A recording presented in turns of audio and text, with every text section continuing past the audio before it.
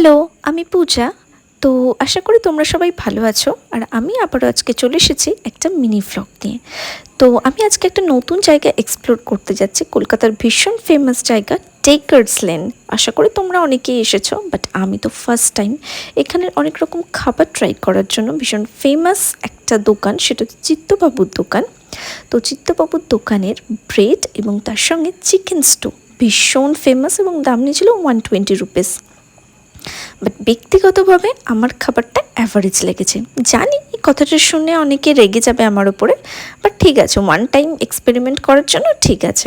তারপরে যেহেতু সামনে ছিল ধর্মতলা, তো ধর্মতলা এসেছিলাম একটু আর কি টুকিটাকি শপিং করতে। এবং এই সফট টয়েসগুলো কি কিউট, তাই না? তারপরে এটা তো হলো মেয়েদের সফট কর্নার।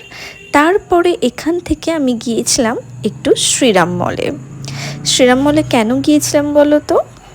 তো আমি করাতে এসেছিলাম হচ্ছে পিয়ার্সিং। হ্যাঁ, পিয়ার্সিং করাতে এসেছিলাম। আর আমার তো একটু লেগেইছে। তো তোমাদের কারোর এক্সপিরিয়েন্স আছে কমেন্টস করে জানাও।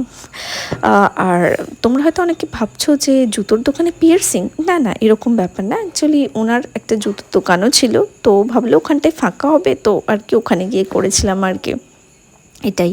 তারপরে যেহেতু শ্রীরাম মলে ফিশ পেডিকিওরও হয়, তো একটু ফিশ পেডিকিওর করলাম।